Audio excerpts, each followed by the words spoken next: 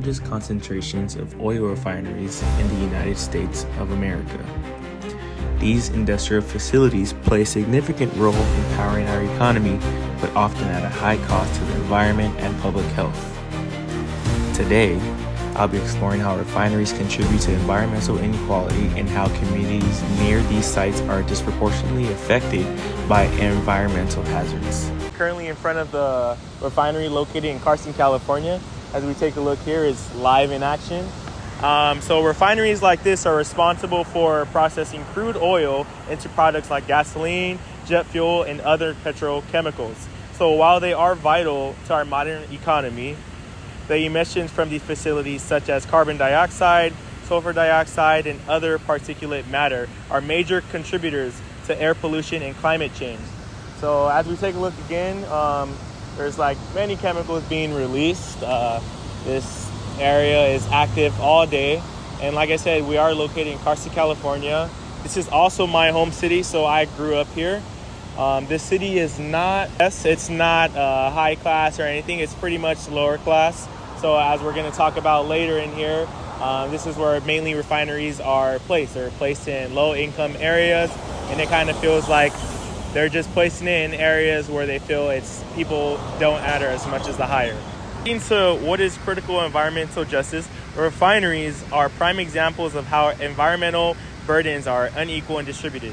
Low-income communities and communities of color are located near these facilities, exposing residents to a higher risk of respiratory issues, cancer, and other health problems. So taking a look at this map, we can see the little blue object of the house at the bottom. That's going to be my house.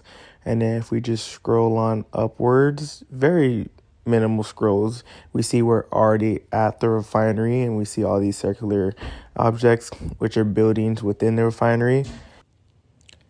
The consequences of living near refineries go beyond just health risks. Many of these communities experience what scholars call environmental racism.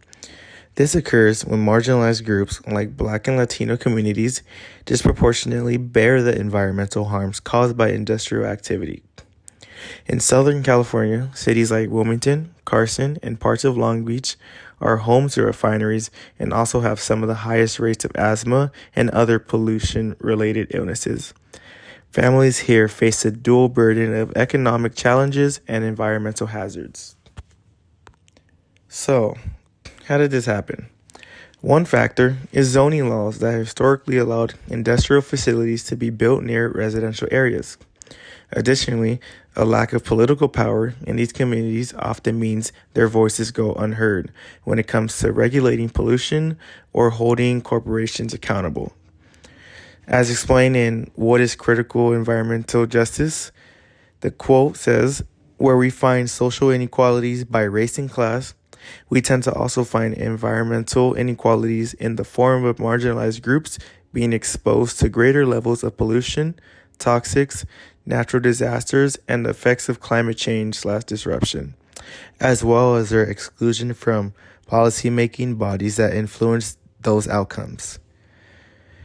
Research has also shown that environmental hazards often cluster in communities of color, creating compounded threats to their health and well-being.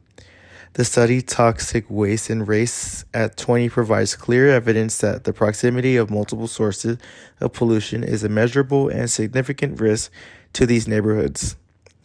This clustering effect is something we see firsthand here in Southern California. And if you weren't too sure or curious, these circles are parks, schools, and other community buildings. Yes, these places are supposed to be in cities. Refineries are not. So, even though these challenges, community groups in Southern California are fighting back. Organizations like Communities for a Better Environment are working to hold refineries accountable and push for cleaner energy and solutions. One step towards environmental justice is stricter emission regulations and transitioning to renewable energy sources, just like these solar panels that are put on my grandma's house recently.